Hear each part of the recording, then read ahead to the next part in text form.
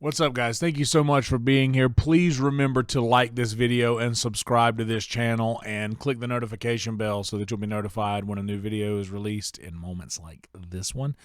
Also, if you would like to support monetarily, there is a way to do that. You can do that multiple ways. There is a Patreon, and there are links in the description to all of these things. You can become a member on this very channel.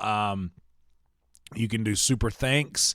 If you don't catch these videos when they premiere live, you can drop super thanks if you enjoy the content after it has been premiered. Yeah, many ways to do that. Cameo, Patreon, yada, yada, yada. So if you want to do that, help keep the ball rolling, I'd certainly appreciate it. This thing does take effort to do, believe it or not, and I'm trying to give you guys a decent product, if for lack of a better term. Anyway, so this episode, I know I said in the last episode that we were going to move away from the murky waters completely and be silly, and we did get silly in this episode a bit, but there was some things that I talked about in the first episode that I didn't explain all the way through. And if you're curious about some of those things, I still stay pretty vague, but I definitely give more detail about what happened. Some folks in my family listened to the podcast and had some questions, so I answered that, and that kind of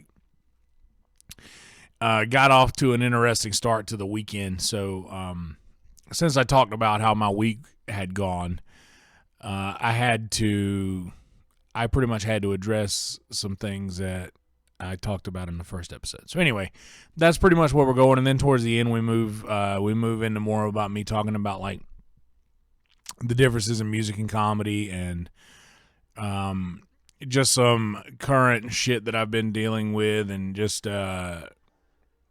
pretty much catching up you guys up to speed with where I'm at in my headspace, which is pretty much the point of this podcast, in case none of you have figured out. This is going to be pretty much some of my therapy, and just a little bit of ways that you guys can learn a little bit more about who I am, if you care.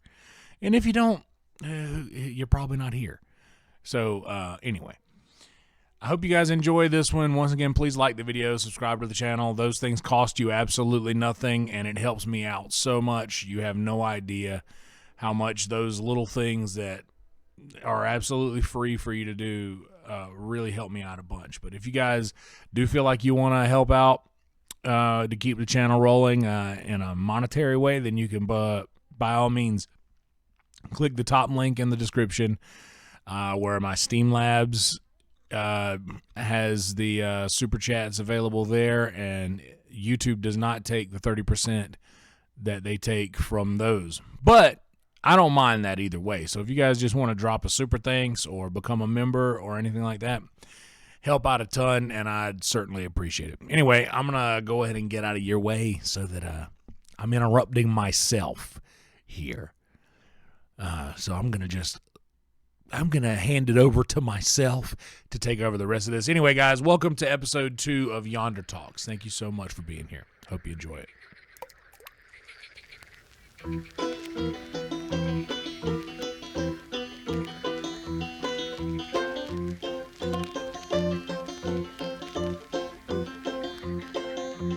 All right, so let's get right into it. This week sucked. And to be perfectly honest, I think I got myself in a little bit of trouble with my brain bringing up all of that stuff the other day. I did it right before I went to sleep. I recorded like a 3-hour podcast. I started recording at like 6 o'clock in the morning. And by the time I went to bed, it was already like close to 10. Or actually, I think it was 10. I think it was after. I think I went to bed at like 10 a.m. But yeah, I started recording this podcast super early and just continued to go for far too long. I don't intend to do that in this episode, nor do I intend to get as murky waters as I did last time. We got very murky waters last time, and this time I want to keep it a little lighter. You know, I want to keep everything a little. I don't know. I don't want everything to be all serious and sad. I want to leave all of that stuff in the last episode, but I am going to touch a little bit more on it and explain why I had the week that I had. Anyway, there was a thing that I talked about in that podcast where I said, and there was one thing that happened when I was little that we don't like to talk about and that we're not going to address, and I'm still not going to address it here yet. I'm sure that maybe I will one day, but I don't know when that day will be. It could be the next episode. Hell, it could be this one. I don't know what my brain is going to allow me to do in this time that I have to share with you. But by the way, thank you guys so much for watching this thing. It really, I intend for this to let you guys know a little bit more about me as a person rather than just these little snippets that you get to see out in the world of me over at Sunset or, just out wherever I am. So, the thing that I alluded to in that I didn't want to bring up, it got the attention of my family who listened to my podcast episode. My stepmom specifically listened to it, and they were in the truck heading to Alabama with my nephew to they're just going to spend some time with my Nanny Edner in Alabama, and they were going to take my nephew up to meet her. I think for the first time, maybe not, but I know I saw pictures of them together. Maybe this is beside the point. I was in bed. I was asleep still. It was about 2:30. I had an alarm set for 3:30. My dad calls me, and anytime I hear an actual phone call coming in, I could pretty much guarantee that it's like just some 1-800 bill collector or some nonsense. But this time I looked and it was my dad, and I was like, okay, well, got to answer this call. Something might be wrong. Somebody may be hurt. Something could be up. I answer the call, and I hear the tone in his voice. Okay, there's not an emergency. I am literally asleep. I answer the phone literally asleep, half asleep. Excuse me. And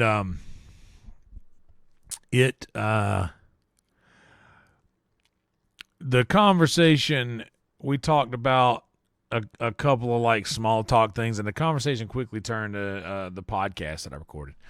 My dad doesn't really listen to stuff like that, but my stepmom did. And I think she talked to him about some of the stuff that I said, and she said that there were some stories that she didn't even know about. Said that there was stuff that happened that she didn't know, and she brought it up to him, and it's pretty much I guess now's as good a time as any. There were just things that happened when I was a very young child involving someone in my family that if you really, I'm sure that you understand. I'm just not really wanting to say exactly what, but if you kind of put two and two together, you can pretty much come to a solid conclusion as to what I'm saying. I'm just not ready to verbalize it here yet. But I pretty much explained it to my stepmom through text, and verbalized it that way, exactly what happened. And I've told friends about it, like people who I'm close with in real life. They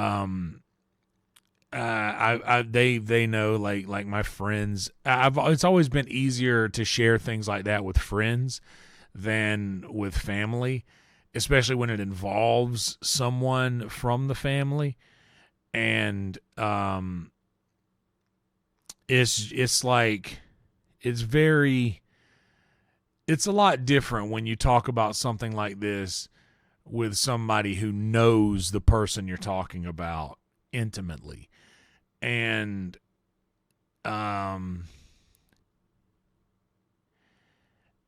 it's no one that you've ever heard me talk about in any of my podcasts. It's not immediate. It's nobody in my immediate circle of, like, it's not an immediate family member. I know I'm getting clammed up a little bit when I'm talking about this, and this is probably very hard to listen to because I'm being very vague, and that's mainly because I'm not really ready to say these things out loud, recorded. But I told my stepmom pretty much everything that happened, and it was just a really it kind of started my day off in a weird way. It's almost like I remember the feeling that I felt the day after I quit drinking. Like, it was like I was so broken at that point. And I just felt like, oh no, I feel broken right now. But then when I was experiencing it, I hadn't gone through it yet. So now that I'm experiencing this feeling, I'm equating it to the way that I felt when I quit drinking. Like, after I talked about it just to her, and I mean, I'm sure she probably shared it with my dad or the other, my sisters or whatever. But like, yeah, I'm sure, but just saying it to the family, because here's the thing. On up until the point of bringing it up, I was the person who was living with it. It was my thing to live with, and one person having to live with something, I believe, if I'm trying to take the whole collective everything into account, one person holding on to an issue is greater than dozens of people, because the person I'm talking about has like full on like kids, and like, even, and this is so hard to talk about because I know that it's going to be seen, but this is kind of I don't know why I'm going. I guess this is the murkiest of the waters, and I know that I'm trying to move away from that, but you just I don't know, man. Like,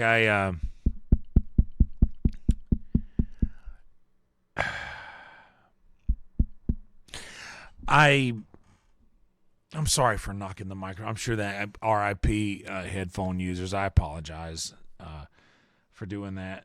I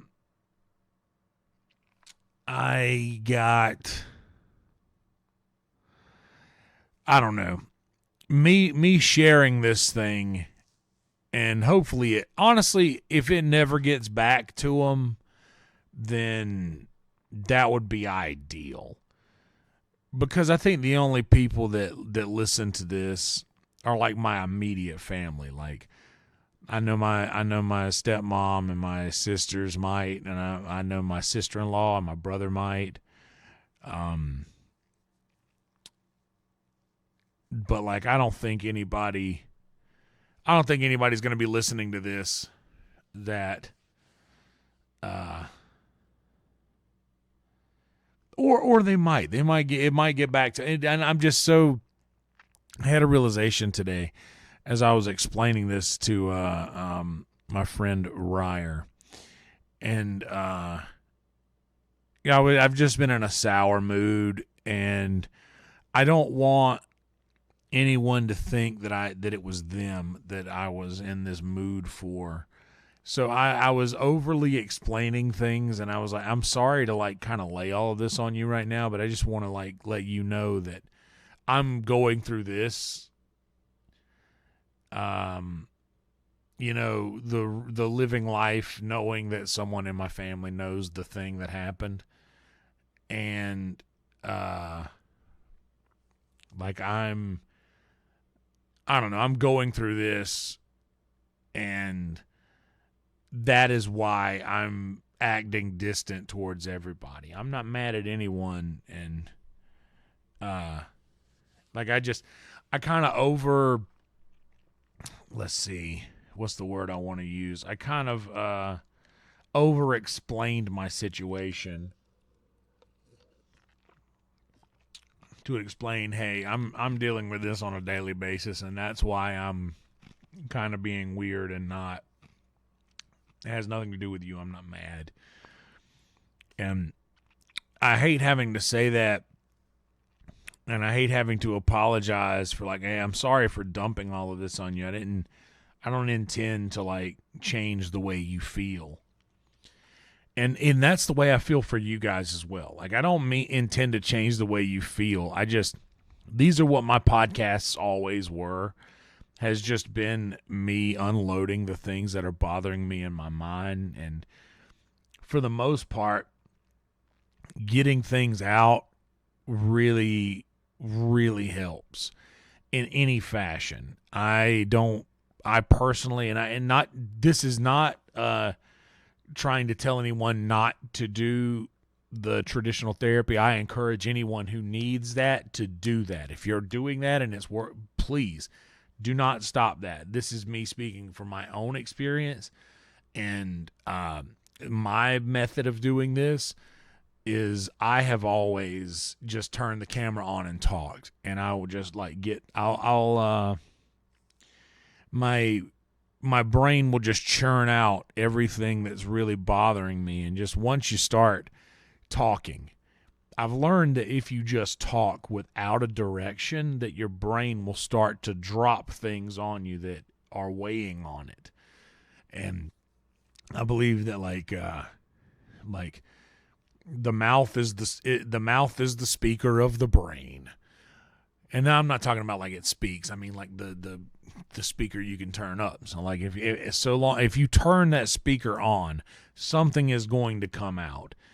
And that is sort of how I've always used my podcast, was just I'll just do mouth salad, word salad, until I start to get somewhere.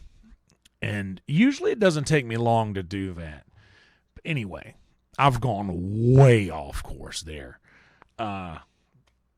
So yeah, just talking about this stuff, me holding it in and being the only person dealing with that, I've for most of my life have felt to be greater than exposing this thing so that it affects dozens more people. Because surely it has affected my immediate family who have found out about this, and will no doubt make them I don't know, change the way that they look at the other person. But it's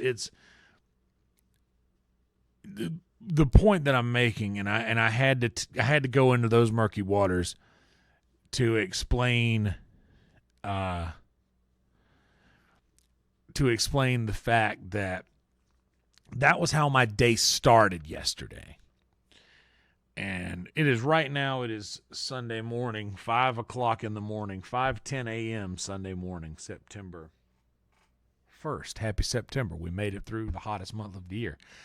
R.I.P. August.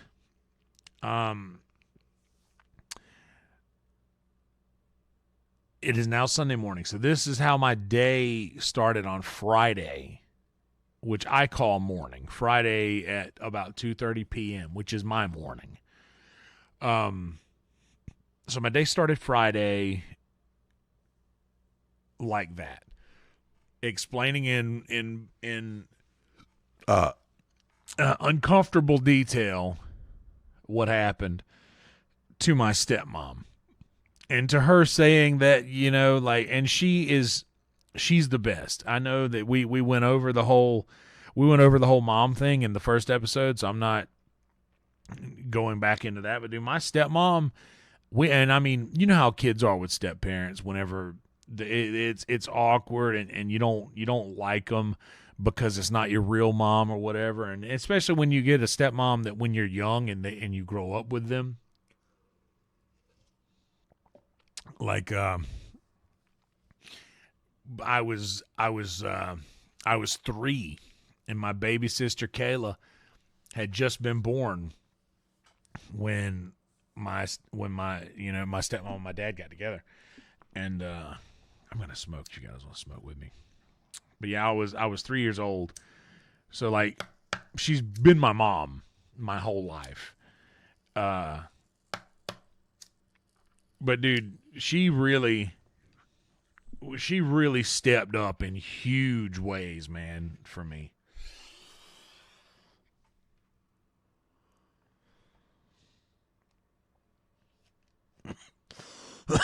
She really stepped up in huge ways for me.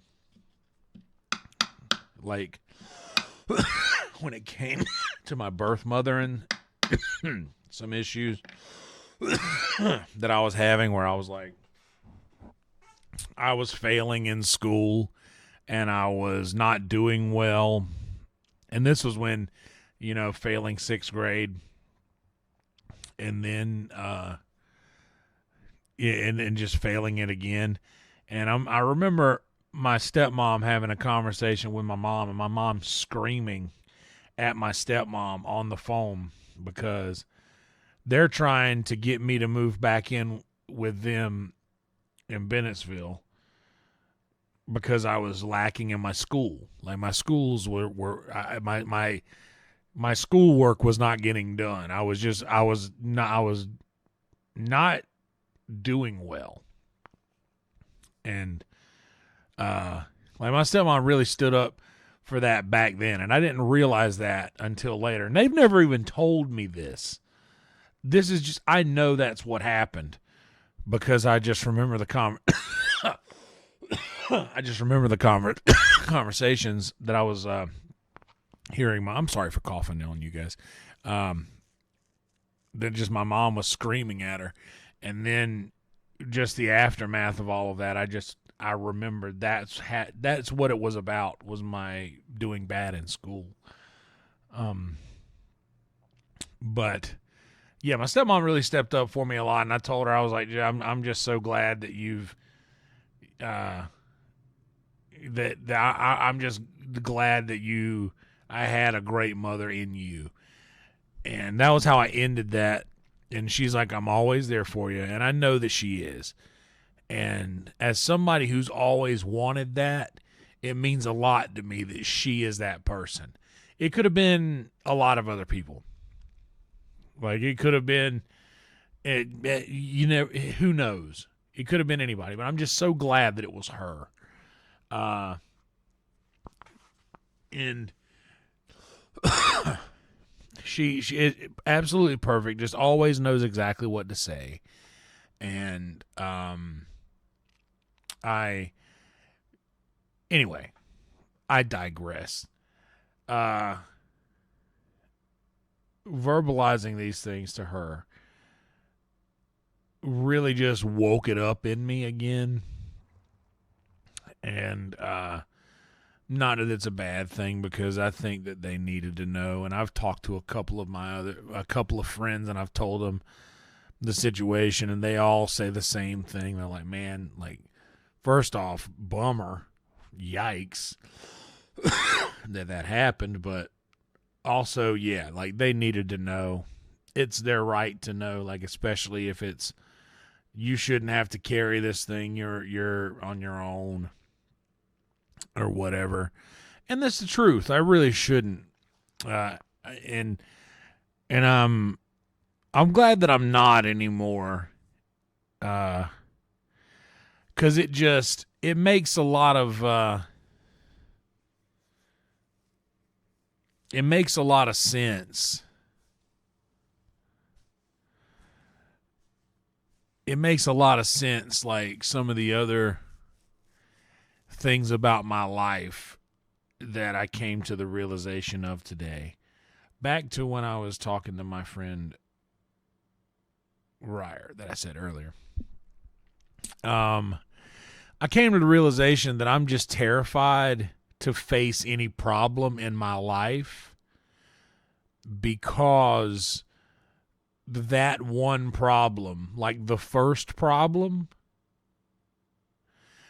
you tend to do things, you however you handle something the first time is probably how you're going to handle it a lot of the time. And the way that I handled this the first time was just pushing it all the way down and not dealing with it, and totally like not addressing it, or not like talking about it or pretending it doesn't exist. So I just naturally pass that over in my brain. Like any other problem that I have, I try to avoid it at all costs. And I'm one that preaches face something head on. But if it's like a real problem, like the kind of problem that could like affect how more than one person feels, then that's when it becomes a problem for me dealing with it. I do not like fucking with the way multiple people feel. I try to like do damage control and keep the least amount of people as possible affected. And that's the process that I used in carrying that information and that experience with me alone for so long. But now it's gotten me to a point to where I felt like it's not really my responsibility, because that wasn't my fault that happened, and it wasn't my responsibility to carry this thing alone, because I have people that care about me and people that love me who are willing to help me bear that burden. And I have a hard time I have a real hard time accepting that. I think I have a really hard time accepting help. And I don't know if I've ever said that before, but that is an incredible aha moment. I have a really hard time accepting help, which sucks because I am someone who far too often requires it. And that alone,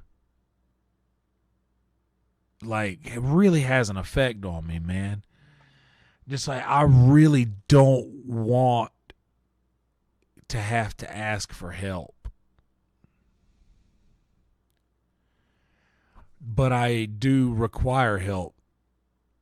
Like, I can't, I don't know, man. I've had to ask for help, and people have offered me help without me having to ask. And that even makes me feel worse, because I can't afford to not accept help at times. And sometimes that help is financial, because I'm terrible with money. Like, I'm the worst with money, dude. I don't know what it is about me or my brain that I don't know why I make the decisions that I make with money. It just, some of it makes no sense. I've really been trying to be very mature over the last month with my spending. I don't think I've gone out to eat for over $5, and I'm not even joking you, for $5. I think I've gotten it down at Jack in the Box. I think I've gone to that a couple of times. But I used to be really bad. I would spend like for the first year or so that I lived here, I went to Whataburger or Raising Cane's every night, and I had a big order. I would spend $30 a night easily. And that's probably an average. I'd spend $30 a night easily on some sort of fast food. And sometimes I go to Tyson's Tacos and drop $50 there. Like, I was doing this on a regular, man. And like, I was doing all right when I got here. I could have had dollars. I could have had dollars squared away. If from the moment that I got here, if I would have started doing what I'm doing now, which is going to the grocery store. And by the way, I'm telling you guys all of this, and maybe this is the murky waters in this one, but I don't know, because I'm trying to this might be a murky way of saying something positive, so just hang with me on this. If I would have been doing then what I'm doing now, which is going to the grocery store and buying up a week or two's worth of groceries, like spending $150 on groceries at H-E-B can literally last me 2 weeks if I do it right. But what I was going to say is, I got my first payout from YouTube, and shout out to an incredible super chat from a homie in the live stream who saw me at a secret show here in Austin a while back. Dropped an incredible super chat, and we got a handful of YouTube members and such now. And literally when I got that check, I took that money and I literally went straight to H-E-B. And within $15 of that payout, I got groceries. I got literally, I got a couple of steaks. I got chicken thighs. Okay, I'll tell you how I do this. People are like, oh, why are you buying steaks? Why don't you buy something cheaper? Listen, I have to have something. Dude. I'll spend $30 on 3 steaks, but I will get chicken thighs. I will get then those are like $7 for a pack of those. I will get the assorted pork chops. I get the cheapest of the pork that I can possibly get, and I get a roll of hamburger meat, a 5-pound roll of hamburger meat for I think $8. So like, I literally save my money on all of the other meats so that I can have good steaks, because I get 3 steaks and I'll maybe have one of those I'll probably have one tomorrow or Monday. But the camp provisions have lasted me a pretty long while, and I'm pretty excited about that. But all I'm trying to say is, like, I know that was like, I needed that YouTube money so bad when it hit. Like, I've slowly been dipping into change for gas and things like that. I've been spending like $10 on gas at a time, and I was always the guy who would fill my vehicle up. I always you know what? Gotta fill it up. I'll go ahead and fill it up. I don't care. And dude, I'm gonna be honest, y'all. There was a time I didn't care how much gas was. It didn't matter. I could cover it, and that's it. But I didn't. I don't know. I didn't. I ain't trying to sound. I'm not trying to sound a certain way, but like, I didn't even look at gas prices. I was doing well enough, but I'm just, hindsight is 2020. I wish that when I was doing that well, that I would have had, man, how crazy, how awesome would it be if I could just go all the way back, like to when I was making all that money back home with the band. Like, what if I was just going to Costco, stocking up on shit, and just coming home and making it a point to cook? Don't be stopping on the way home and cook out every night. Go home and cook your own food. I'd be in so much better shape than I am. I got all this fast food belly that now that I'm actually doing stuff where I could, and I am actually, because I've been cooking at home this last week, I think I've lost like 10 pounds in like the last, I've been weighing pretty often, and I think I'm somewhere like close to 10 pounds, like 8 point something. I'm rounding way up, but I'm being fucking honest with you. But I just, it's like just not going to fast, and I'm eating terrible at home. Like I literally, you guys saw, I left all the grease in the bacon and the hamburger meat when I made the provisions. By the way, that video was pretty cool of me making the camp provisions. It did pretty well too, so you guys should go watch it if you'd like. But I'm not eating healthy at all, but I'm not eating fast food every night. And there's something about that, whatever they do to make fast food as cheap as they make it. And it's not even cheap anymore, so you can't even use that excuse. But just stuff at home, I know the ingredients, I know what goes in, and it's not like I'm never gonna eat out again, but it's really been helpful to just have food here and know that when I get home I don't have to do anything. I just throw some camp provisions in the microwave and it works. But good Lord, dude. If I could have just, I'd be in so much different financial situations right now if I would have just, I got a nice little chunk of money from my Uncle Roger. God rest his soul. Go Braves.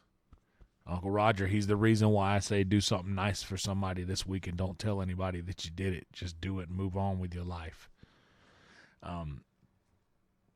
Do that, by the way. Yeah, dude, like he left us a little chunk of money. We sold his house, got to pay out from that. They took the money from my truck. They bought my truck from my parents. By the way, my truck surpassed 300,000 miles today. I think I'll get the oil changed soon. Hopefully, if I got the dollars. Dude, having the money and the time at the same time is a thing, man. I tell you what I do. I get my paycheck. Hold on. I got to finish the other thing, and then I'll go back and tell you what I do. So he left me a nice little chunk of money, and what I did was I just paid up rent for several months. Like, I just banked up several months of rent. That way I was like, you know what? I ain't got to worry about rent. I can just be out here grinding. I got gigs that I can play. And that was when I really started doing YouTube streaming. That was when I started doing the Hogwarts Legacy stuff. When I got that and got into that, I was like, okay, this gaming thing could really be something. And I was like, all right, we got to try to get We got to try to get monetized or whatever. If I would have paid closer attention, I could have done it back then, because we had 500 subscribers, and that was a threshold. I thought the threshold was 1,000. So if I would have known that the threshold was 500, I could have done that push back then, and I'd have been so much farther along now. But we're still going. We're still going there. It just take us a little bit longer. We'll get there. I'm confident in that. But, man, I'm so bad with money. What I will do is I'll get my paycheck, and the first thing I do is I will get the total of the money that I have in my account, and I will put that in my calculator app, and then I will look at rent. I will look at bills. I will look at like literally just rent and bills. And I'll see how much money I have left in the calculator. And I'll be like, okay, this is the amount of money that I have to get food, gas, green tea, yada, yada, whatever have you. But what I will do far too often is I will be like, man, I need soap, deodorant, Amazon Prime things. I need Amazon Prime things. So I'll go on Amazon Prime and I'll pick all of these different things, and I'll think, you know what? I've kind of always needed one of these things right here. So maybe I'll just throw one of these things right here in there. And that thing right there might be something that's worth between $25 and $50. And it's not exactly a thing that I have to have that is pressing. It might just be something that would make my life a little easier and like a convenience factor. But if I look back, some of those things, I look around my room at the things that I have sitting here. That's like, you know, I'm really glad that I have this thing, but it might not have been the right time in my life to purchase this bullshit. And I will make decisions like that. And the other decisions that I make that are terrible outside of like the long-term fast food or buying food instead of cooking food. Like, the other thing that really sucks is that I will go and I'll do that thing in my calculator where I'll put the money I have in there, and then I'll subtract all the bullshit that I need to buy. And once I get that number, I'll be like, okay, this is the number that I got. This says, like, let's give it $150. So I'm like, all right, cool. I'm going to go to H-E-B and I'm going to get some groceries. So I'll be at H-E-B and I'll have my calculator app usually when I'm shopping so that I can keep close eye on how much I'm spending. And I'll get up there and I'll spend in my calculator app. I'll be like, okay, this looks around about $80 to $100. So cool. So I'll get up to the cash register, and no matter how much math I do and I round up, I'm usually off by about $20, and I'm usually under. But I'll try to round up pretty much everything for tax.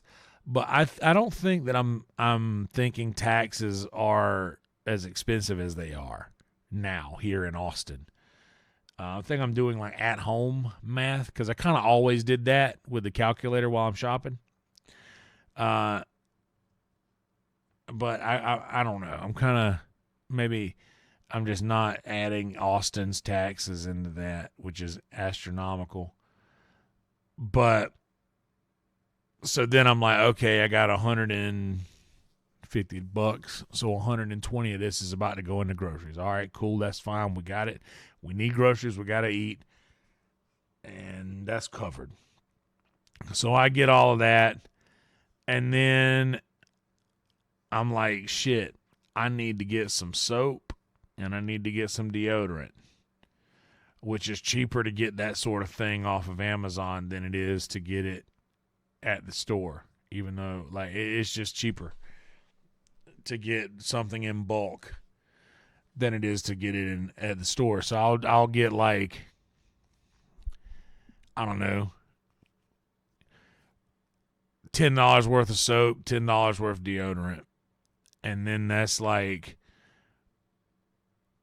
that ends up with taxes and everything being like 25 something bucks. So now I've got less than $10 left in my account. And then all of a sudden, I'm starting to get notifications like your $55 Verizon wireless purchase has been declined. And I'm like, fuck, I forgot about my phone bill. Y'all, I got my paycheck this week. I paid rent. I caught up with videographer George, who films all of our secret show sets. And after catching up with him, and gotta be caught up on that because I gotta release the content. And if someone is paying for it, it deserves to be in 4K. I don't have a good enough camera. Like if I had these lights there, this camera would be great. It would be fine, and I think you guys will be happy with the quality of it. But I don't have these lights. I don't have that up there, so it's not like the phone quality is not great. So I had like that's a necessary thing. But after I caught up with that, and after I paid my rent, I had $20 left out of my paycheck. I got my paycheck early Wednesday morning, literally before I went to sleep that night. Literally, I got it early Tuesday night, early Wednesday morning. Like, say I got it at 4 o'clock. Not even kidding you guys. By 4:45, I had $20 in my bank account because I just had to send that out immediately, and that was done. Then I get the notification the next day. This is Wednesday. I go to work, and I'm just like, I'm a little sad just because I'm broke. And I've fucked myself over because I took a day off of work the last week because I ended up having like that stomach thing that lasted for about 16 hours, give or take. And not a good situation. And that was a Friday, too, which would have been a good hours day. I would have gotten good hours that night. But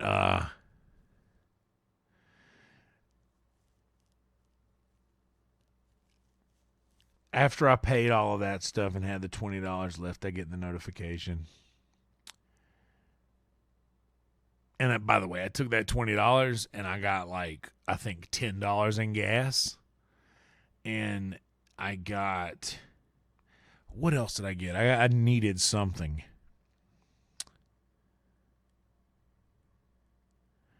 I like needed something.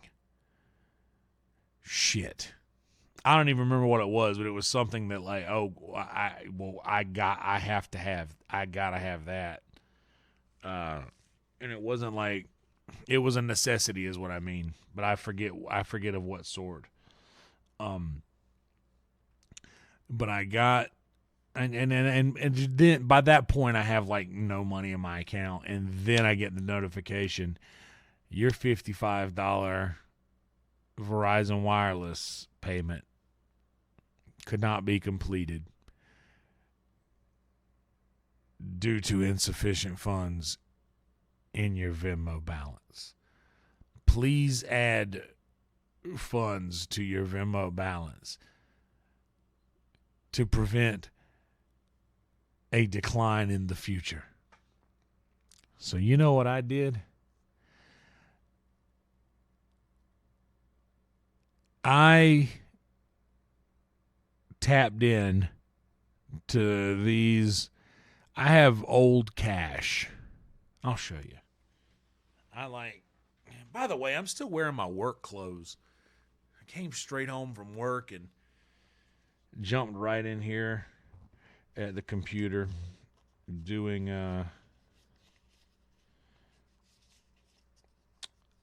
some streaming before I did this. So I keep old cash. I like this.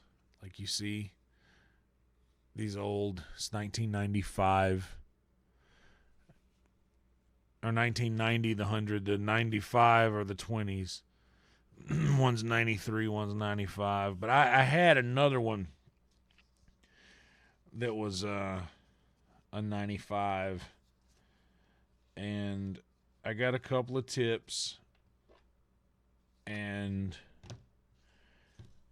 I used an old 20 in cash that the guy like at the counter. I used that. I went and I purchased my I have Verizon. My bill is $50 a month. I have the prepaid. I just have a plan through. I don't have a plan. It's through the app because it's cheaper that way. And I've always been able to go, like, if I've been in a bind and I had cash but not money in my card, I could always go and get one of these little, you've seen them, these little reload cards. But and that's such a poor person thing to do, but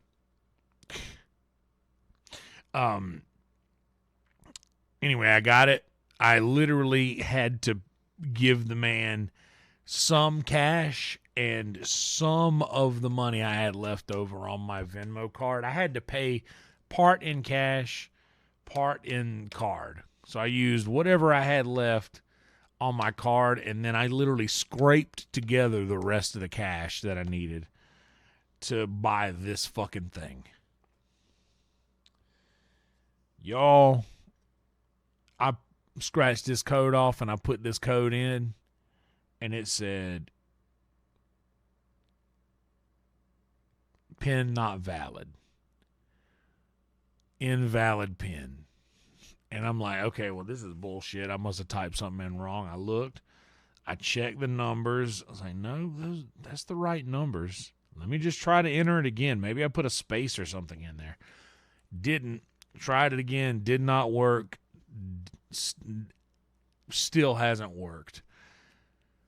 And I start looking closer at the card. And I honestly, guys, I needed the thing so bad. And I looked at the little gift card station for 5 minutes, looking all the way around the thing, like, where's the Verizon cards at? Like, I need a Verizon card. Even the CVS employee came over and helped me look and was like, yeah, I don't know. This is where all the gift cards are. This is where all those things are. And dude, in hindsight, I saw those Visa gift cards. I was like, man, maybe I could just put the money on one of these Visa cards or something like that, because that's all I'll need. Like really, I just needed a card to enter into my app to pay the. God, in hindsight, I really should have done that. But as I went to walk out of the store, I looked over to my left and I saw cell phone stuff, and I was like, okay, here's something. So I started looking over there, and all of a sudden I see red tag, and I know exactly what red tag means. Red is Verizon. And I literally, here's what I saw. I saw red. I saw $60. I said, well, I need 50, but it's okay. If I have 60, that means I'll have 10 towards my next payment. Because in fact, I had 10 left over from my last payment, so I only needed to put 45 in there, which honestly, I didn't know until I looked. But anyway, I was like, okay, that's fine. I'll have a $10 extra to put in there for next time. Roll Tide, right on. Get the thing, get out there, invalid PIN. And I start to look closer at the thing, and I noticed this, where it says, for use with Total by Verizon service only. It's Total by Verizon. And then on the back, they've added the wonderful words, for use with Total by Verizon service only. Card is non-refundable. So y'all, I literally exhaled, placed this thing in the passenger seat as calmly as I could, and I drove home fuming. I mean, fuming. I don't know. I had to put my wallet back in my pocket. I don't know if I can properly explain how mad I was.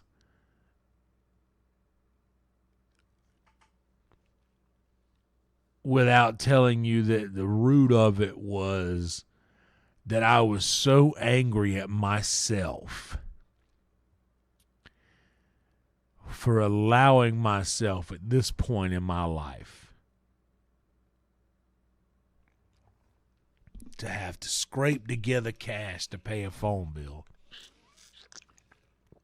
Scrape together cash to buy a fucking reload card to pay my phone bill. That's ratchet ass shit.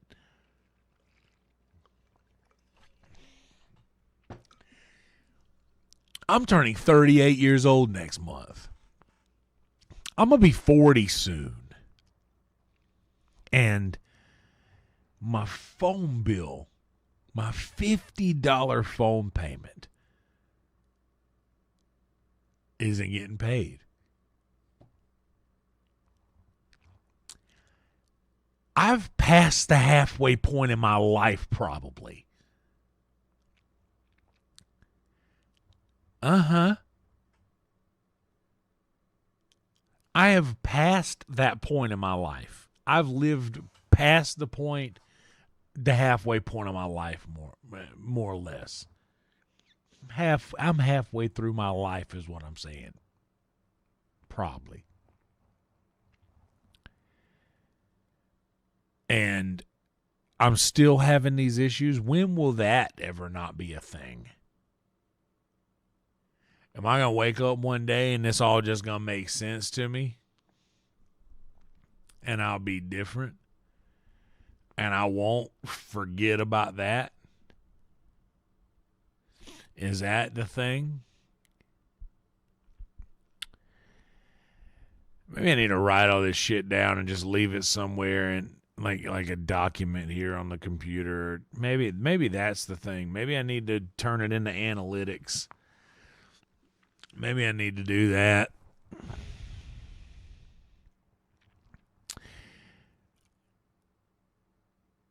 So to catch y'all up, Friday started with the parents and telling the terrible story in excruciating detail.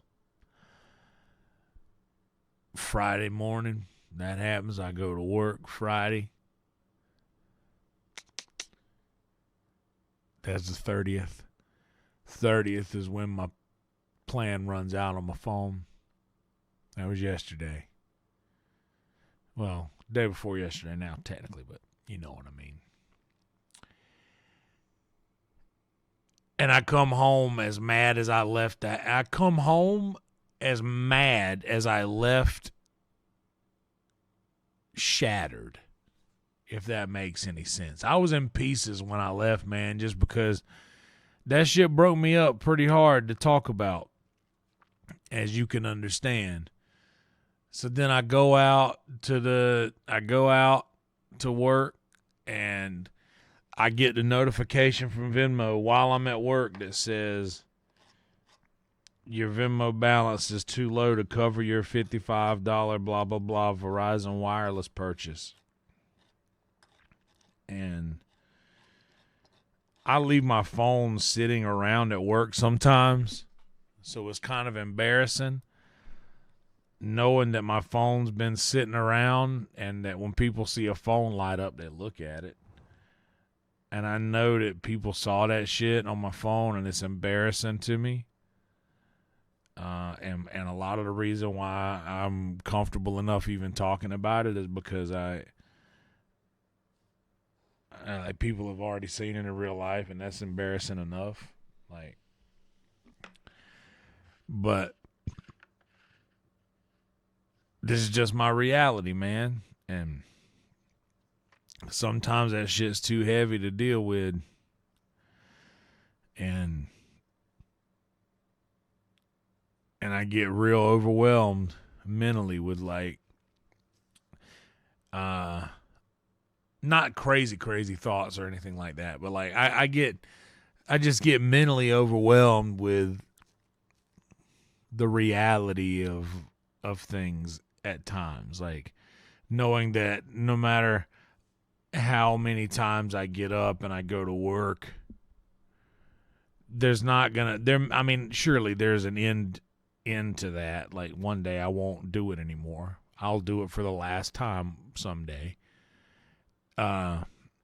But that no matter how hard I work or what I do, I'm still gonna have to. Sorry, I'm moving the camera around.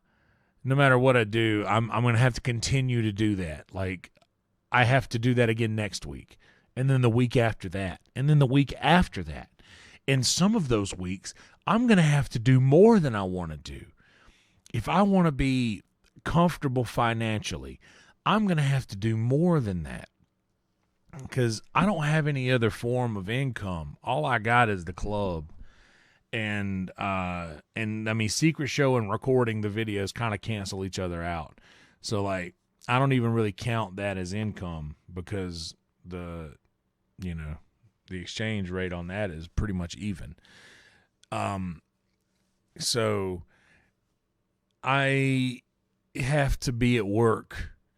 I have to be at Sunset Strip like a lot. And a lot for me is 5 days in a row. And granted, I don't work on Thursday. I'm still in the building. And my brain kind of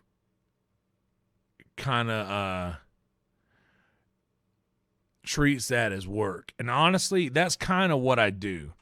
I sit in the green room in a spot that allows me to see perfectly in a mirror. I see the entire green room, and I also see in a mirror, I see everybody that comes into the door. I sit in the corner. You guys have seen the pictures that I post on Instagram and shit. Like, I'm in the dead corner of the green room, and I have a full view of the entire room plus anybody who enters the room because there's a mirror on the wall there. I sit in that spot on Thursdays, and I make sure to keep my eye on everybody that comes in. And if somebody comes in that I don't recognize as someone who is safe to be in the green room, I immediately look at Red Band, because Red Band sits in a position to where he is facing that door. So when somebody walks in, he can look directly at him and see who it is. So I make sure to look at, basically what I'm saying is, dude, people have been kicked out of that green room on eye contact alone. Like, I look into the mirror to see who it is, and then I look over at Red Band immediately. And if they need to go, he looks at me immediately, just makes straight up eye contact with me. And then I'm like, hey, this person's got to go. I make that happen.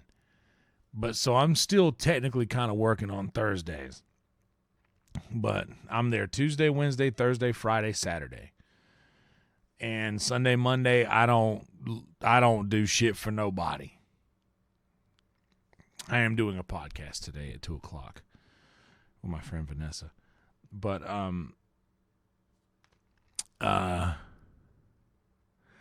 yeah, I ain't on Sunday, Monday, I don't do shit for nobody, man. I gotta rest. I literally have to regain my social clock. I really need to regain my I'm playing a lot of Red Dead 2. I'm thinking of things as far as like filling health and fortifying. It takes me one day to refill my health. It takes me another day to fortify, which means it is not taking directly from my core. One day refills my core. The next day refills my, like physically almost. But I honestly got to get used to just going all the time. I got to get used to getting out of the house. But here's the issue is that because of my financial situation and because I'm such a fuck up when it comes to money, I'm like, yo, I got to make gas choices. I got to make gas decisions. And of course you would think, oh, Yonder, you got roommates that go downtown every day. Why don't you just catch a ride with one of them? Glad you asked. So I'm a crazy person. I'm a psychopath. And I've never been shy about that.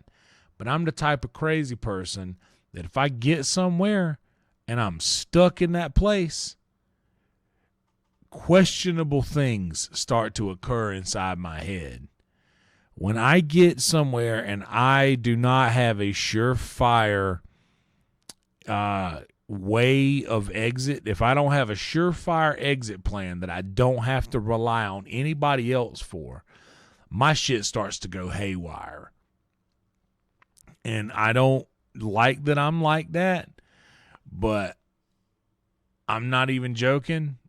Like, me and Mumford have lived in this same house and we worked at the same job for I don't know how long.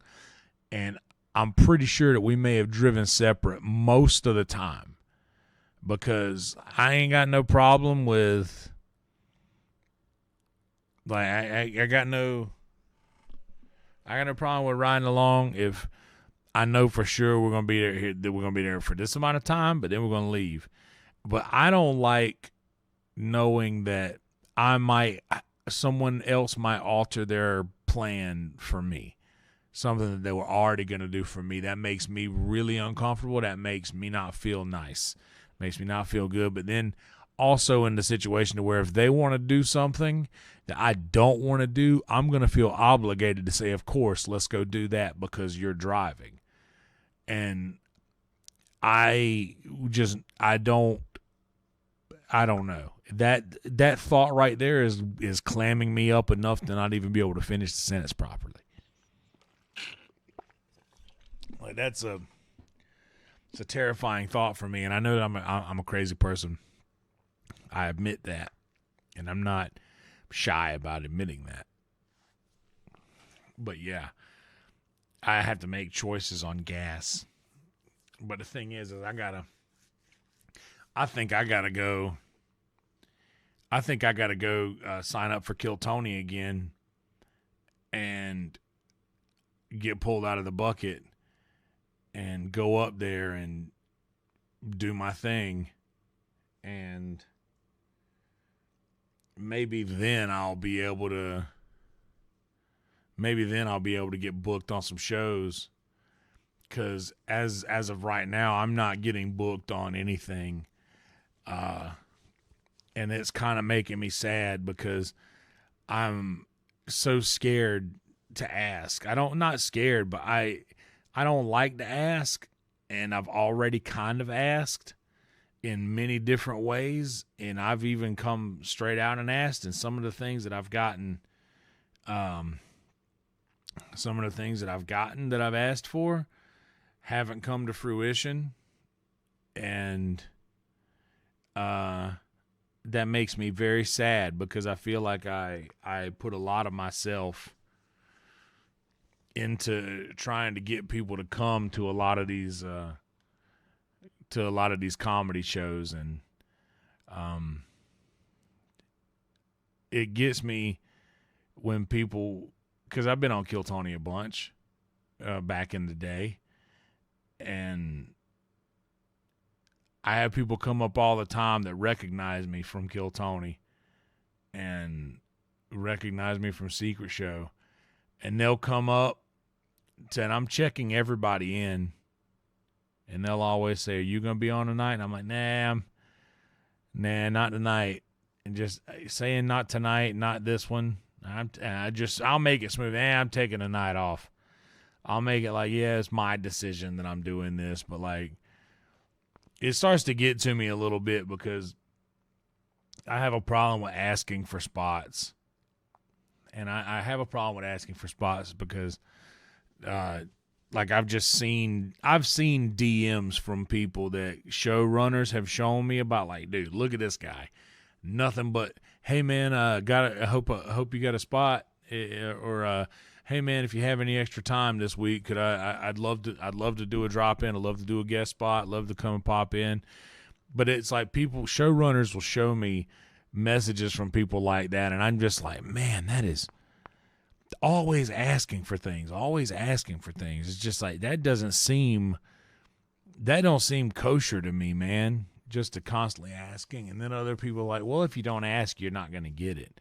And sure, but when I get it, I'm the kind of crazy person that's going to be like, did I deserve this ever, or did I get this because I asked for it? But either way, I'm working at a comedy club, dude. I'm working at a stand-up comedy club, and even though I know a lot of people will say, oh, well, you can't really complain. You get to do 30 minutes at the beginning of the Def Squad Secret Show every week. And while that is true, I go out to the Secret Show with my guitar, bro. I'm doing music. Yeah, I'm going to talk to them between songs. I'm going to tell a couple of jokes between songs. That's what I've always done. I don't have any doubt when I go up there with my guitar, no matter what I talk myself into between songs, I'm going to play a song that's going to blow your fucking mind and win you back immediately. And then after I win you back from the song, I can probably go back to talking about the thing you didn't like to start with, and then all of a sudden you're probably going to laugh at it. What I'm saying is that music is a huge crutch when it comes to comedy. It's a huge fail-safe when it comes to comedy. No matter what you do, no matter what you say, you can always play a song and win them back. And I never worry about that. What I think people don't understand is that that's what I've always done. That little thing that I did in Myrtle Beach for so long, I do for 30 minutes a week. But for the other times that I'm at the club, it'd be really nice to go up there with just a microphone and my thoughts. Because that's what stand-up comedy is. And I know in my heart of hearts, and so do you, that comedians, and I am speaking generally, and I don't think anybody's going to disagree with this, comedians as a whole don't respect musical comedians. I'm just saying that. Surely a lot of people will be like, oh, no, you're crazy. I love whatever. And like, I mean, Bo Burnham for sure. Bo Burnham's a monster. But that's what he's always been, and that's his thing. He's like, there can only be one, and it's Bo Burnham. I guess Adam Sandler kind of does the thing too, and I guess the more I talk about it, I'm just a moron for not doing it myself, I guess. But I just don't ever want to be the guy that walks out on stage with a guitar to do comedy. Just because I know the purists, the people that I want to appeal to, I know that they won't truly respect that. Like, and no matter how well I do in my career, they'll be like, yeah, well, you know, I'd be selling out too. I'd be selling out arenas too if I played guitar between my jokes.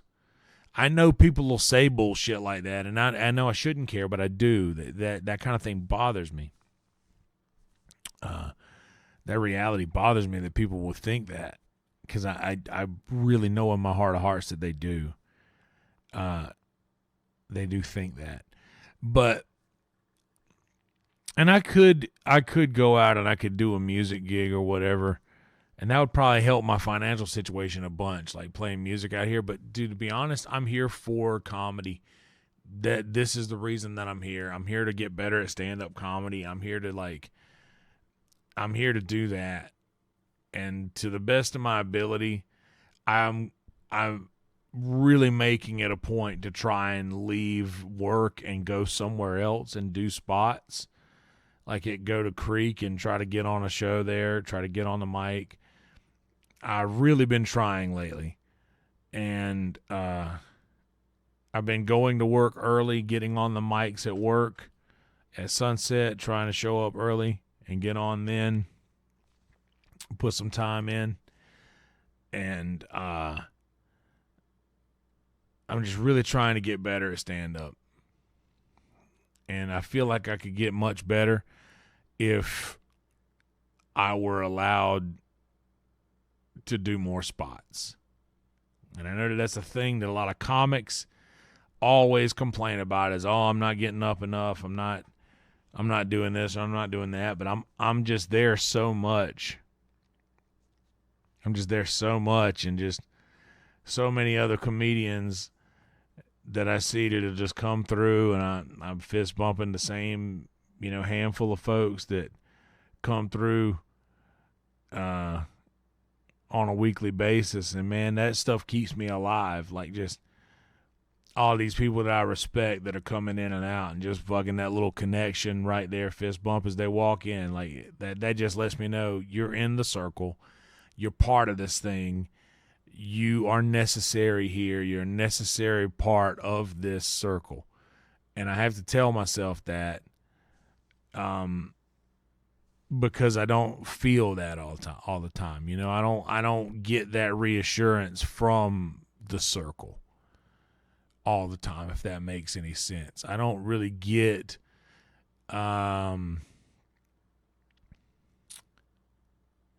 say I'm putting a lot of myself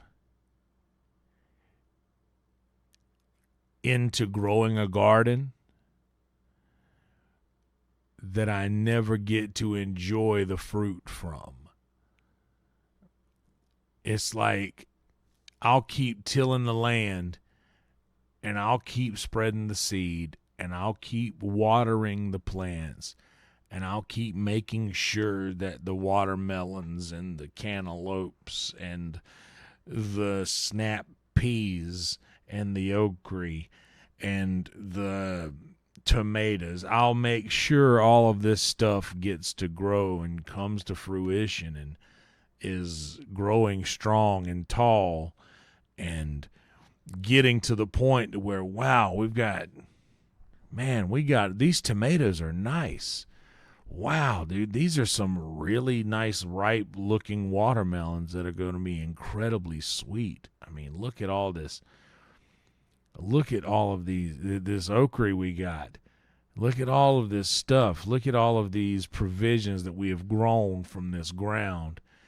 And then all of a sudden, I just see so many other people walking over and getting to walk into the garden and take the vegetables and take the fruit. And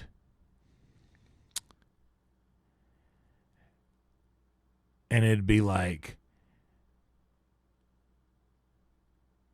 you could also have some of this fruit too. You could have some of these vegetables as well. All you have to do is ask. And in my mind, I'm thinking, but I grew this. I tilled the land. I spread the seeds, and I watered the soil. and I watched these things grow. Do I have to ask?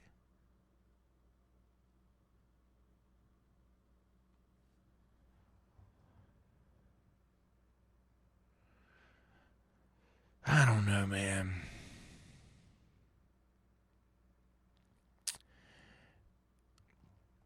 It's almost worth it for me to just sit back like a proud dad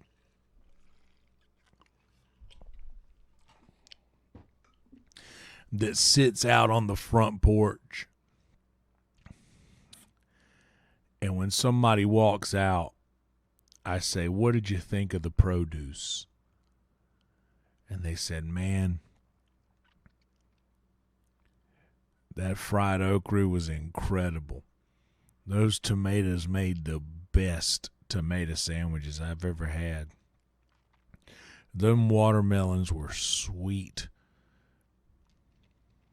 The peas were incredible."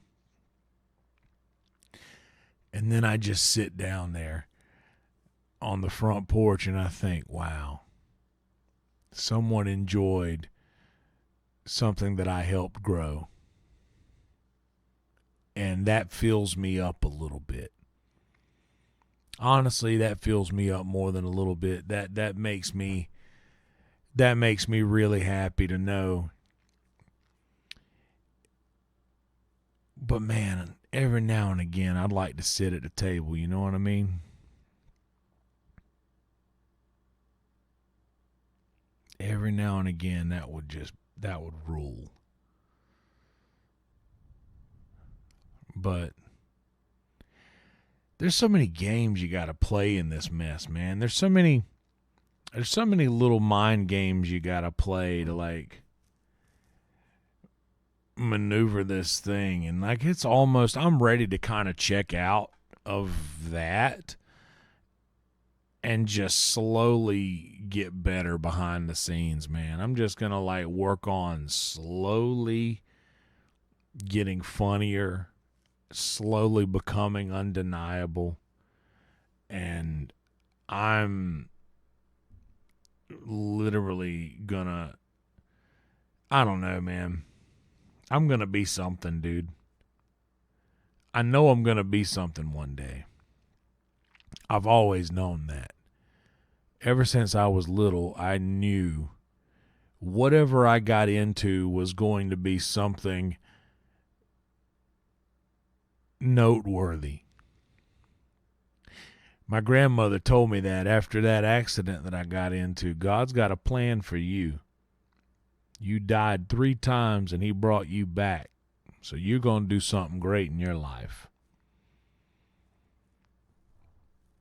Not just my grandma, not just my great grandma, but everybody in my family. They all like, that was always like a mantra around me growing up. It's like, boy, you're going to be great.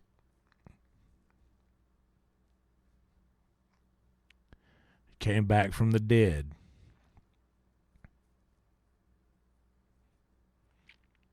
You're not done. Your work here isn't finished. You weren't ready to go yet. There was more yet you needed to do. And I feel like oftentimes we don't know what that thing is that we're supposed to be doing here. But there are little things in your life that will nudge you closer and closer to it. And man, getting into music and doing the thing in Myrtle Beach for as long as I did, getting into that, already having like a background in performance, being in front of crowds, being comfortable in front of crowds, doing 3-hour gigs to rooms full of people that don't give a fuck. Y'all know how, like, everybody talks about like, oh, anybody can go up and crush with the guitar. Bro, I have done music gigs in the middle of Grumpy Monk on 501 in Myrtle Beach, South Carolina, where I'm not even joking. I maybe received less than 10 claps throughout the night. And I got to do a 3-hour gig of that. all of that time, all of them hours, all them stage hours of standing up there in gigs like that. And that wasn't just the one. Like, that would happen. That would happen sometimes, man. Sometimes you go up in a room and you're trying to, like, hey, guys, I'm Kelsey Hudgens. I'm going to play some songs for you. Anything you want to hear, feel free. And, man, I mean, I was charming on stage. I am charming on stage. Especially when I do the music thing. I hadn't quite figured out how to be charming without a guitar yet, but I'm working on it. But yeah, those hours of being comfortable up on stage when people aren't really fucking with you and just saying, I'm going to do my time. Being comfortable, like those little things like that throughout my life that have slowly been nudging me closer to that destination that I'm intended for. And I think I'm really close to it. And they say that, like, when you're uncomfortable, like the lobster shell, that it is the discomfort that the lobster feels in his old shell that possesses him to shed his shell so that he can grow a new one. It is the discomfort that he experiences that lets him know it is that time to shed his shell and grow into the new one. Did I just figure it out for myself? I'm just feeling uncomfortable now because it's time for me to slide into the next portion of my life. Should I do that? Should I do sincere songs and then tell funny jokes in between, or jokes I hope to be funny? Should that be my whole act? I don't want that to be my act. But if I'm thinking about it, that's kind of been my act for like 20 years. I started playing music when I was 13 years old. And when I was 13 years old, I was talking between songs, trying to be funny. I remember one time I got up in chapel, and this was 8th grade.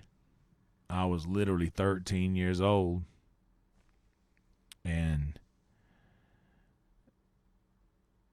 I got up in chapel, and I was like, y'all forgive me. I was like, I'm sorry if I can't hit them notes. I woke up this morning sounding like the fella that sang bass for the Oak Ridge Boys. And I just remember everybody laughed.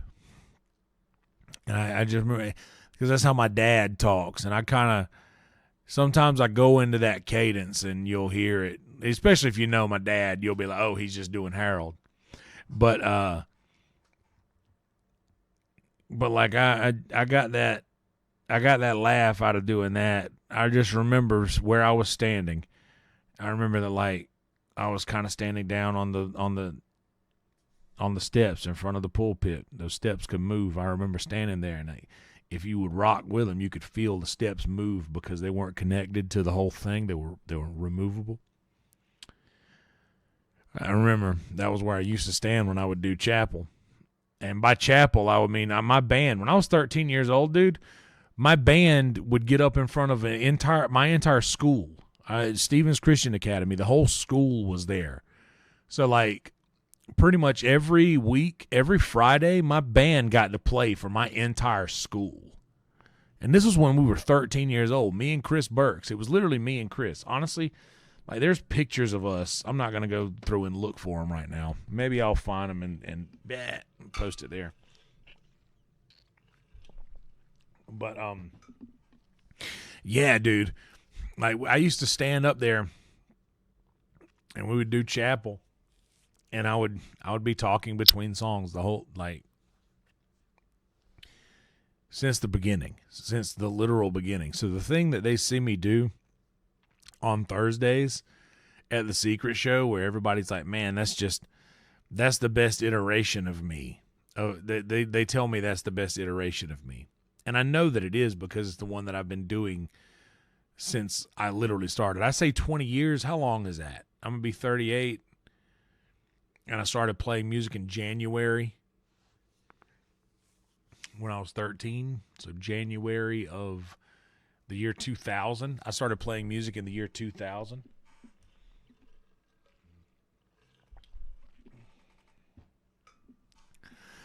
And so, yeah, I've literally been doing that for 23 years, 24 years. Well, yeah, January of 2000, January of 2024. I've been doing that for almost 25 years. Holy smokes. Yeah, I've literally been doing this thing for almost 25 years. So that the iteration of me with my guitar doing sincere songs and then trying to be funny after I do the sincere song is something that I've done for 25 years. Of course, that's the best iteration of me.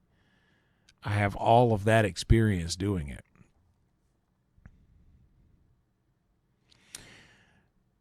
I just get... I don't know why it offends me so when people suggest that, oh, why don't you just do that? Because I want to tell jokes. Because I want to be funny without that. I want to know that here it is. I want to know that I'm enough without the thing that I have honed over all these decades. I want to know that I'm enough without the thing that I'm great at. I know that this is a narcissistic thing to say, but I know that I'm great at music. I know what I have. I know that I am. And I know that that's probably not the most attractive thing for somebody to say, and it's not becoming to brag on yourself like that. But the thing, I've been doing it for that long. It'd be weird if I wasn't good at it. You know? I have so much confidence in myself when I walk out there with a guitar. Like, I don't care. There's times I go out there with no plan. So most of the time I'll have a little set list ready so I'll have something to reference. But sometimes I just go out there and start talking to the audience and start taking requests and like, hey, I'm going to show y'all what I used to do in Myrtle Beach. I'm going to come out here with no plan, and I'm going to just figure it out. I didn't ever make no set list, and I'd have to do 3-4 hour gigs. Sometimes I would sit up there, and I would just finger pick guitar. I would just finger pick guitar chords until I heard a song and something that I was finger picking, and then I would just play that song. And usually while I'm playing a song, I'm not thinking about the song that I'm playing. I'm thinking about, man, what am I going to get on the way home to eat? What am I going to, I'm going to watch something when I get home. What is there to watch? I want to watch something good. I want to do that. And then I'm just, somebody just dropped and shattered a glass over there in the corner. That's going to suck. And then I'm looking around the room at because I know service industry, and I'm looking at all of the staff in the room, like, I want to see how they react to this. I want to see what they do. And then I notice, oh shit, there's a TV on. Look at that. There's the score to the game. How about that? So that's something that I can remember if I meet somebody who is wearing that sort of a hat or shirt. I can say, oh, I saw you guys beat the White Sox today. Another loss in that L column for Chicago, looks like. That's what's going on in my head during a song. I know you think I'm lying, but I'm not. I'm hardly ever thinking about what I'm doing when I'm doing it. As far as the music stuff, I'm not even there, bro.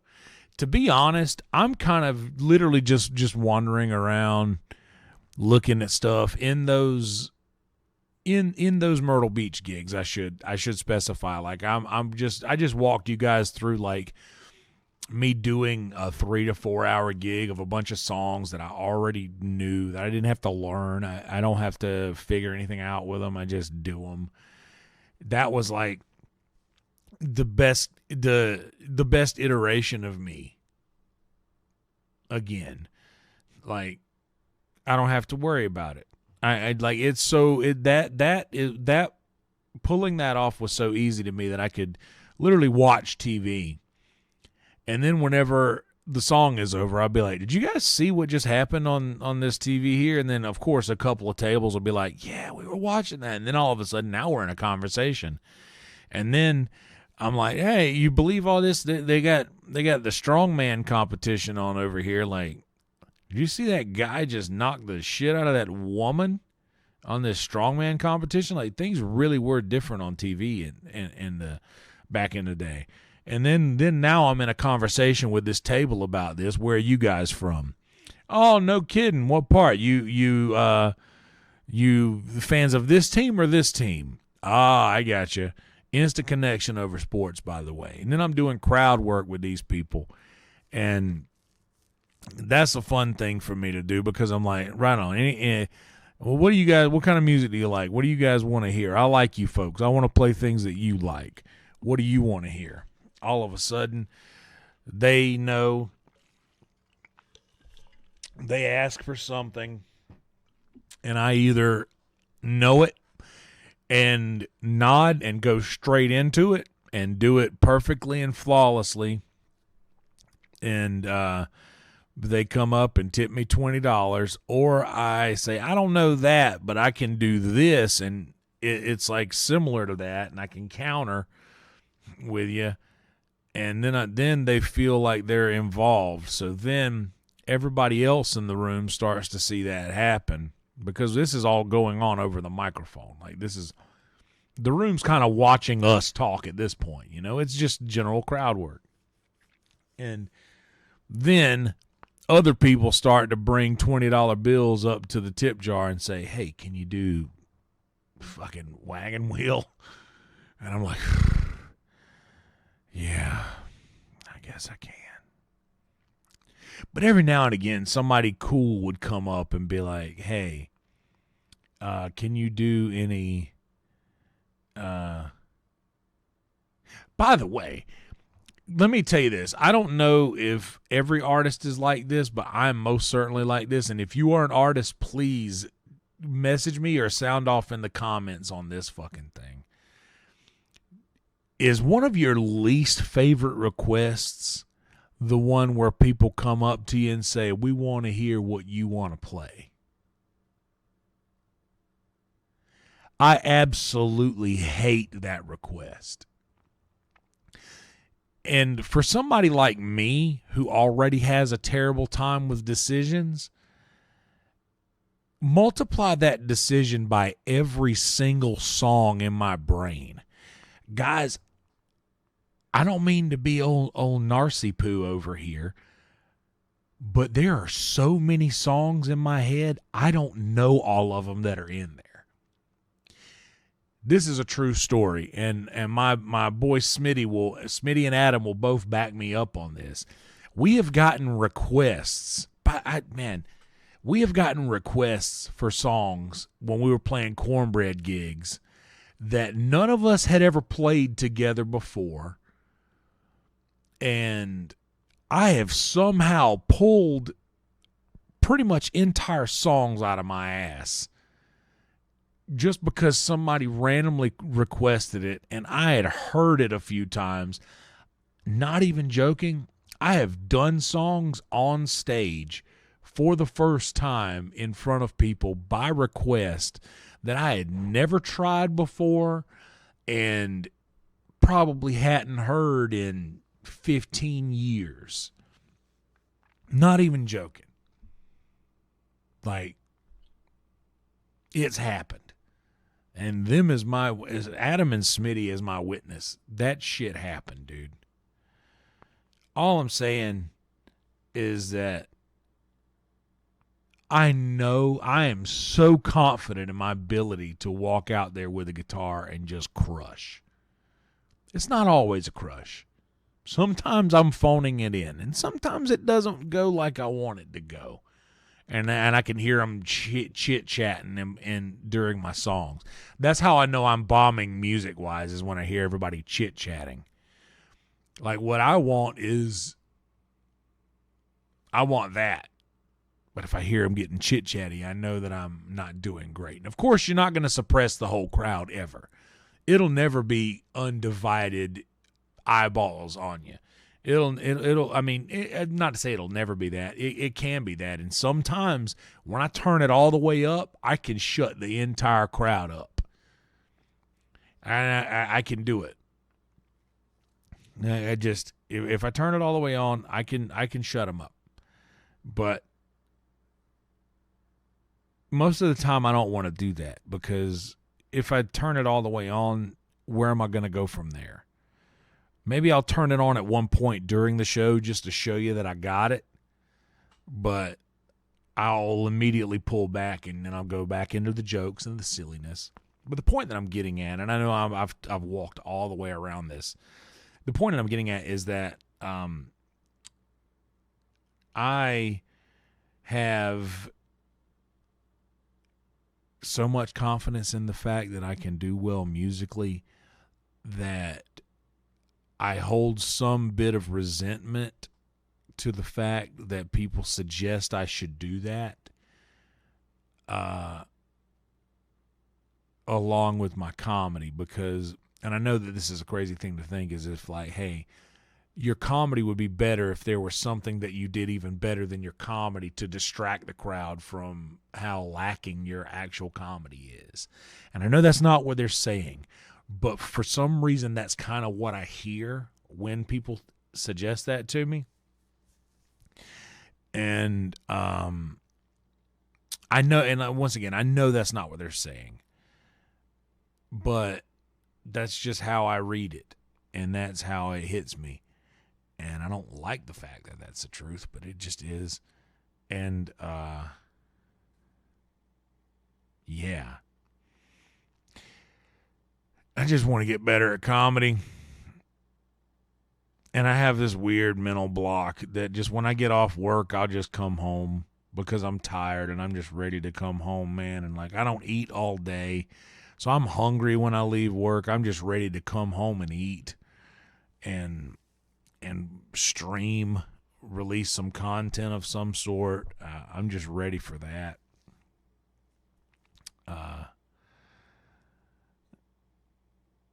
Yeah, it's hard for me to stay locked in after I clock out. It's hard for me to like stay like, okay, I got to go to Creek. I got to go do this mic. I'm going to try to start going to Creek at least once a week to do the mic over there. I just kind of owe it to myself, and I owe it to my comedy career. I should start making it more of a point to try to get on stage as often as I can in any fashion that I can. And because I used to go up a lot more. Like, we would leave Vulcan and we would all go to Lucky Duck, and I would go to Lucky Duck every Wednesday, and that was like my thing. I didn't really go to any other mics. I didn't really feel comfortable at Creek back then because I felt like I wasn't part of the circle. Like, I feel fine there now because, I mean, I've been here long enough. Everybody knows me. But I didn't feel real comfortable there when I first got here. And I would just spend a lot of time at Lucky Duck on Wednesday nights. And we would get off work at Vulcan, and we'd go take over the mic at Lucky Duck. And that was such a good time back in the day. And I miss those days. But I really need to do that. I need to do that now because I need to prove to the universe that I want to do this shit. And I feel the discomfort in my shell is pushing me towards like, hey, maybe it's time to try to like, you don't have to worry about not going up at sunset. You should maybe just try to go and just be on stage as often as you can anywhere you can get time. And another thing is my ass has got to stop being lazy and stop being a bitch on Monday nights and get my ass out of the fucking house and go downtown and sign up for fucking Kill Tony. It's so stupid that I'm literally here for Kill Tony. I left Myrtle Beach, South Carolina for Kill Tony. Everybody that lives in this house met in a Discord related to Kill Tony. Kill Tony is the nucleus of this situation that I have found myself in. It's been that. I'm a fool for not taking every opportunity that I can to go down there and sign up to get back on the show that I love. Fucking Tony literally came. Tony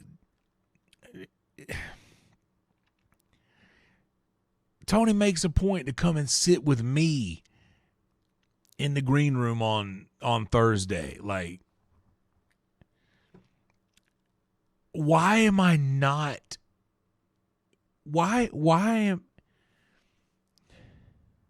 are my feelings hurt that bad that I'm not able to be there every single Monday for it like I was, and I got spoiled at Vulcan because I was there for all the Kill Tony shows and the Rogan shows, and now I'm not able to see all that shit anymore, so I feel super out of the loop because I got to see that shit for however many months that I was part of it, years I was part of it. Like,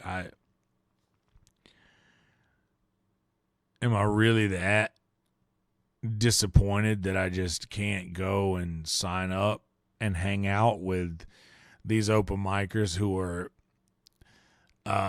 mostly psychopaths, but honestly, a good number of them are just straight up good people who are actually very funny comedians that are going to have incredibly successful and long careers in comedy. Like, am I really, and even if I want to be narcissistic, am I really just so hard-nosed and want to portray myself as being so mysterious that I am going to deny them knowing who I am and getting to know me better as a person? Like, is this really what I want to do? Man, I'm so dumb. Sometimes I am so dumb. I used to say to my drummer Smitty, who I gave absolute hell. I gave that guy hell. Poor Smitty. I literally, like, I didn't make his life easier by being in a band with me. I, in my mind, was trying to help him become a more solid musician, when in all actuality, he was already that. And I'm just a dick. But I used to always say that he was the dumbest smart person I had ever known. But the truth is, that's me. Because I'm smart, but I'm so fucking dumb, dude. The things I'm smart about, I am so smart about. The little things that I have my niche, like the things that I've got figured out, I am so locked in with.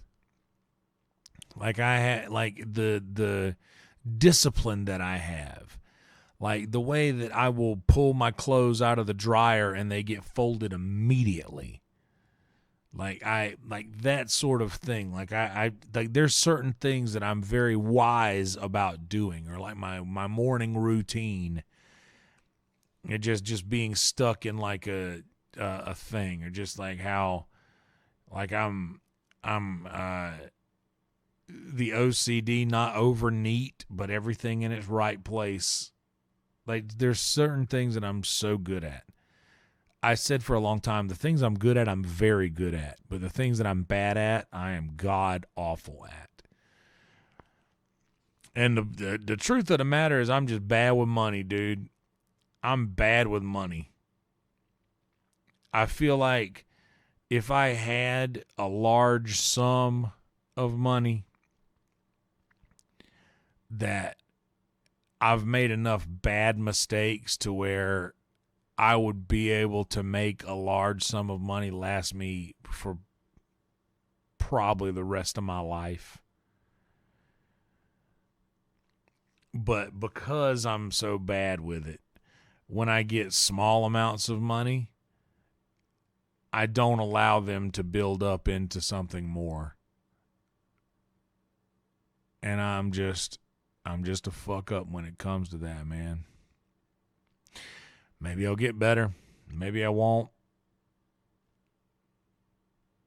Honestly, I don't think I need, if I get to a certain point in my career to where I'm smoking, if I get to a certain point in my career to where I can do a couple of music gigs and then do a couple of stand-up gigs, and I have a following that comes out to see me live, and I'm making enough scratch to do all right.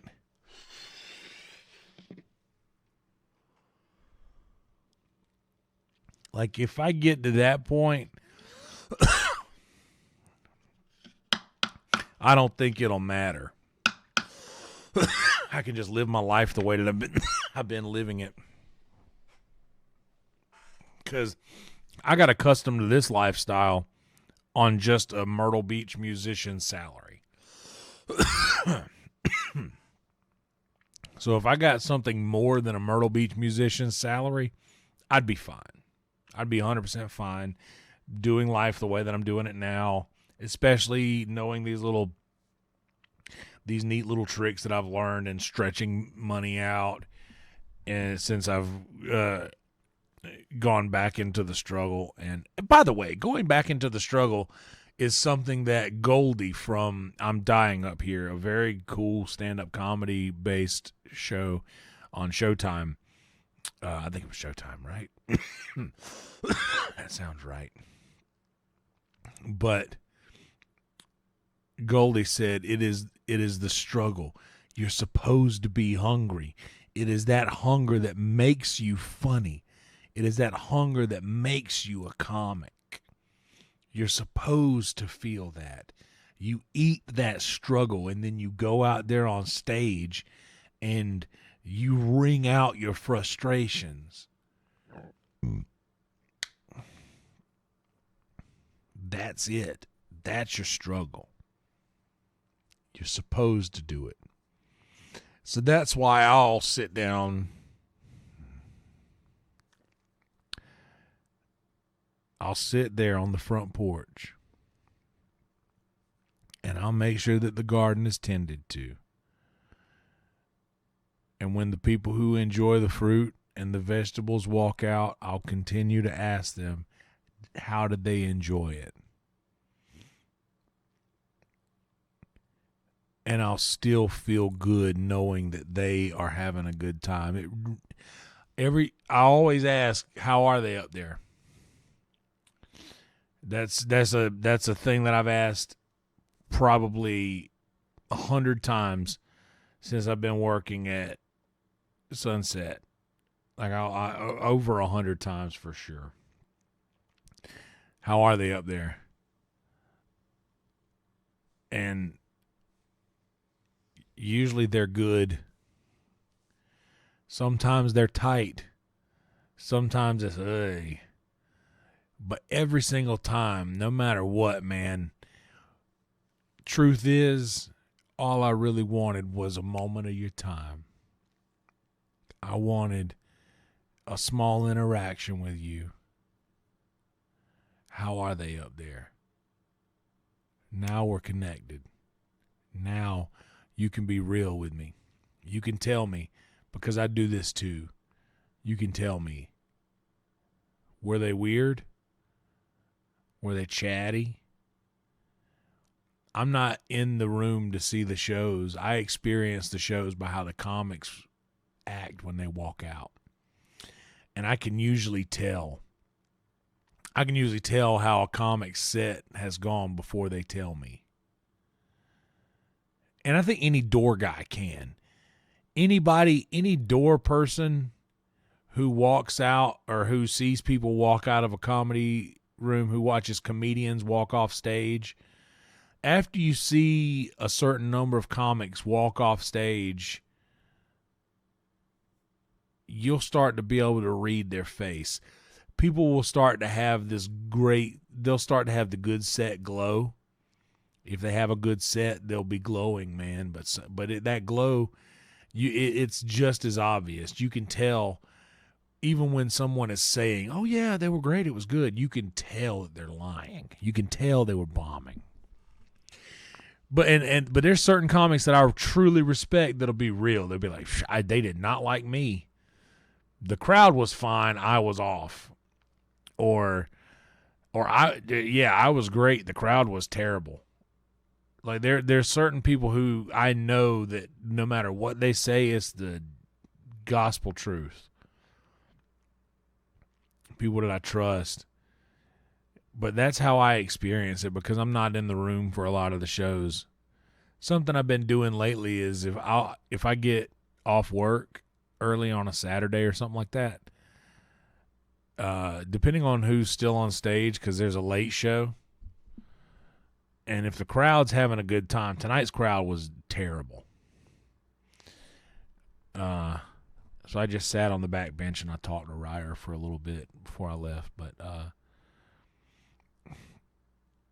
sometimes if the crowd's in it and comics are having fun, and I walk into the green room before I clock out, or I walk into the green room to pretty much just say, "Hey, it's Saturday. I'm gone for the weekend. I'm not here tomorrow." Like, night night, everybody. Night night is my farewell. That's how I say bye. Night night. I walk into the green room and I see the vibe in there. The vibe's good in the green room. That means the crowd. That means that vibe from the green room is gonna like go out into the room. You know what I mean? Like comics in the green room harnessing that vibe, they're gonna go out and give that to the audience. And I'll go out and check, and I'll kind of peek at the lineup maybe, or I'll just look in the green room and see what's going on. And they're usually like playing Mario Kart. And I have this thing where I don't know. I'll try to feel out who, like, what kind of mood somebody's in, and then I'll just go out and I'll just sit in the crowd. I'll sit in the back, like, but not in the very back up against the wall where like the staff sits. I'll sit in a chair. And I'll just sit there and just watch a comedy show for a little bit. Man, sometimes it's fun. I get in the secret show green room sometimes, and I just hide there in that corner and just kind of like roll panic joints, because I'm like I'm panicking. I don't know what to do, and then I want to be able to showcase a talent for somebody, and I have a very, very good at rolling joints. I really like rolling them, and sometimes I don't even want to smoke them. I kind of want to let other people. I kind of want to let them go around the room, because people will talk about them and like, wow, where do these pre-rolls come from? Like the other day we were in there, and I mean, I don't know if I should name names. I don't think everybody knows he smokes it, right? I'm not gonna name names. But there was a couple of comedians that were in there, and I mean, not Tony. Tony smokes. He wouldn't give a shit. He said, "I've been smoking a long time. I could tell. That's the gas." And that made me feel really nice. But no. But anyway, yeah. Kurt the other day was like, "Where do these pre-rolls come from?" I was like, "I rolled those like by hand. You have a machine?" Like, "Yeah, no, I rolled them by hand." And he was like, "No way." And then I rolled one for him. Like I just broke out I ground it up and I broke out my papers and popped the filters out and I rolled it up and then I walked it over to him and was like, here, hang on to that. And like, it's a work of art. This whole episode is just me bragging on myself. Sad bragging. I'm just sad. This episode has just been nothing but sad bragging. Anyway. Yeah, I like to showcase a talent that I have to show that I'm good at something, and I think rolling joints is that thing in the green room. And I don't know why I feel like I should do that. But I like to sit and listen for a little while and then like wait for a moment when something funny needs to be said and choose my moment to do that. And I'm all right at doing that sort of thing. But I just like having conversations with people.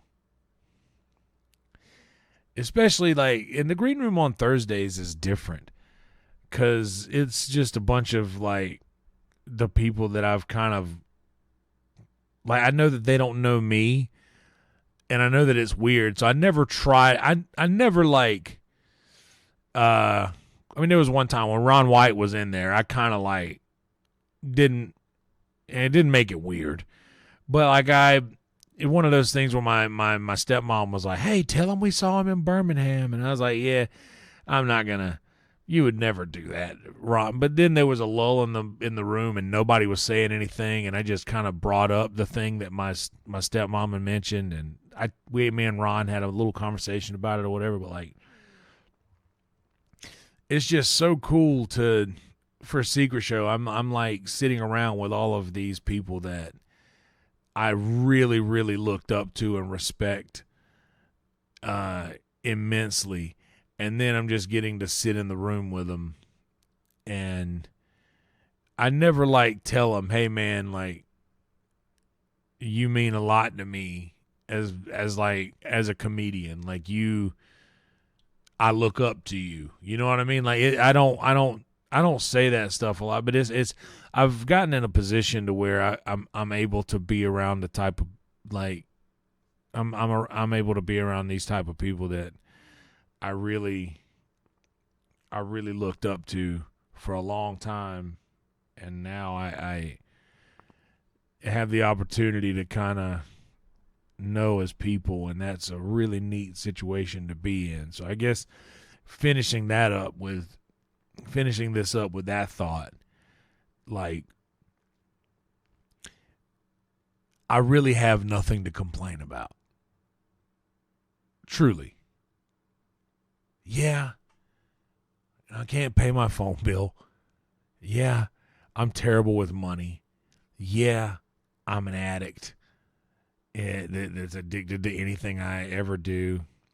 Yeah, I got all this negative shit that happened to me when I was a kid that I just told my fucking family about, and it's gonna probably not end well for well, it's already not been well for me, damn it. Let it be not well for somebody else too for a while. But all of this shit, all of that stuff considered, I'm still very lucky to be in the situation that I'm in, man. Like, not many people get to be in the spot that I'm in, and I'm just very blessed to be in it. And just me not considering my involvement, or me considering my lack of involvement in certain things, aspects of it, now is just a small portion of this story that isn't even done being written yet. So I shouldn't even worry about this because this isn't gonna last. Like soon this podcast is going to be huge. Soon so many people are going to listen to this thing and watch it. Watch me sit here and just talk to this camera like this. And there's so many people are going to do it. It's going to be crazy. And then we're going to be like, hey guys, just want to let you guys know that I'm going to be on the road soon. I'm going to be coming to this city and this city and this city and this place. I'm going to do music gig on this night in this city, and then we are finishing that up with a stand-up set, after-party stand-up set at this club after we get done with the music gig. So, yada, yada, yada. This is going to happen. Soon that's going to be the reality, man. I'm already seeing it happen for my friends, and my time's going to come because I'm here, and I'm going to start proving to the universe that I deserve it. Even though I've kind of been proving it already, but whatever. I proved it when I left Myrtle's Inlet to move here, dude. I would never leave home to come to Austin in 1,000 lifetimes, but luckily I'm in this one and not any of those. Because good Lord, your boy could have been wasting away in Myrtle Beach. I could have got hitched up with somebody I didn't care about, and then we end up having kids that I love, but they remind me of their mother's side of the family, and I just build resentment towards them, and then just inevitably begins the descent into madness to where I'm starting to drive. I'm just starting to drive and just leave the house and say I got to go get something, just to go get in my truck so I can listen to my tapes. And then I just get in my truck and I go to turn on my tape player, and it don't work, and I start to look, and there's just gummy bears in my tape player. So I just start to think these stupid kids that take after their mama. They done shoved these gummy bears in my tape player. Now I can't listen to my tapes. And it's the only freedom that I have in this prison that I have created for myself by staying in this stale environment in which nothing except algae can thrive. And here I am trying to succeed, and I am just making money hand over fist playing fucking Chicken Fried by Zac Brown band for drunk middle-aged people who have figured out that it's cheaper for them to just spend their lives on vacation in Myrtle Beach at this hotel that they can get cheaper than it is getting rent on an entire house. So I'm having to just entertain these folks and then end up coming home to a house that I can't afford with crayon all over the fucking walls that I know I'm not getting the deposit back for. And one day, I just get in my car and I drive away from the house.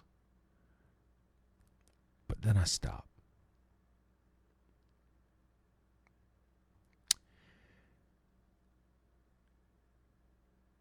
I cut the wheel all the way to the left, and I drive all the way to the curb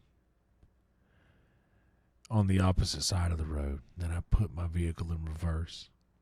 I cut my wheel all the way this way, back up, until my back tires touch the curb that I just pulled away from before I touched the other curb.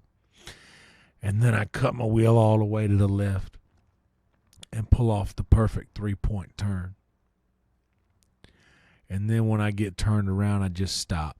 And I just sit there and I look at that house. And I can see through the window. I can see my wife. And for the first time in a long time, I'm actually seeing her for who she is, you know. I'm seeing her for, wow, there's the that's who I looked at and thought, man, I want to marry her. That's who I always wanted to be a partner in life with. And I see that she's getting dinner put around a table. And the kids are sitting there. All three of them. And I can just see them. They're right there. You just see them through that window.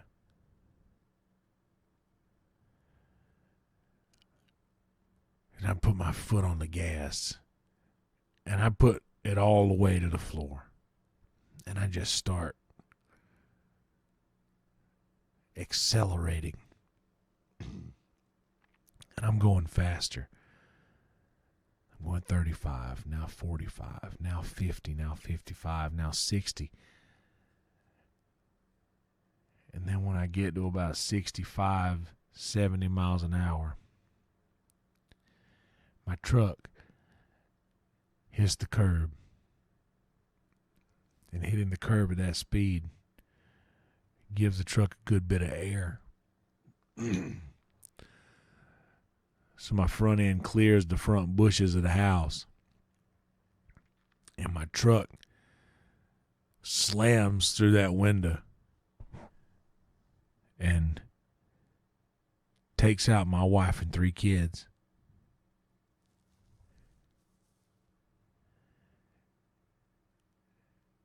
And then you read about me on the paper. Local music legend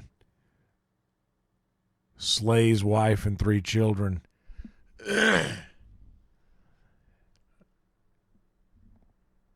Apprehended this afternoon. When asked to give a statement, he said,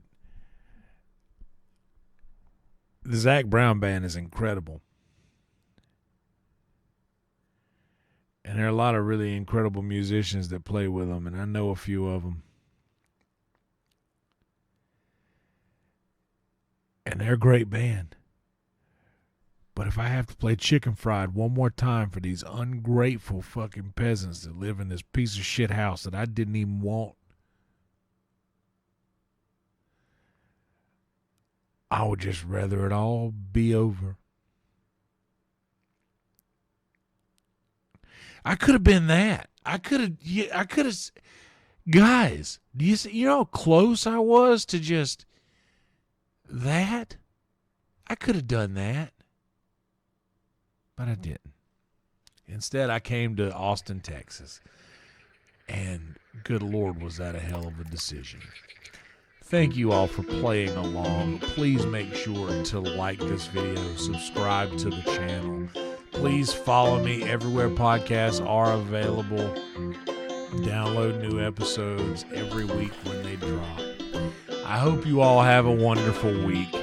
Thank you for allowing me to traverse these murky waters once again with you guys at the beginning, and I tried my best to make it as silly as possible as we came to a culmination here. Roll Tide, everybody. College football is back. Alabama looks like Alabama, so we will see what happens next week. And good Lord, everybody, become a member on YouTube. Become a patron on Patreon. Jump in them live chats. Drop us a super chat. Show us how much you love us. I'm not even ashamed of shilling at this point, because if I don't say it, you might not do it. And if you don't do it, hell, I don't know how much longer we can do this thing. Anyhow, be good people. Do something nice for somebody and don't tell anybody that you did it. Just do it. Move on with your life. Roll Tide, everybody. Night-night.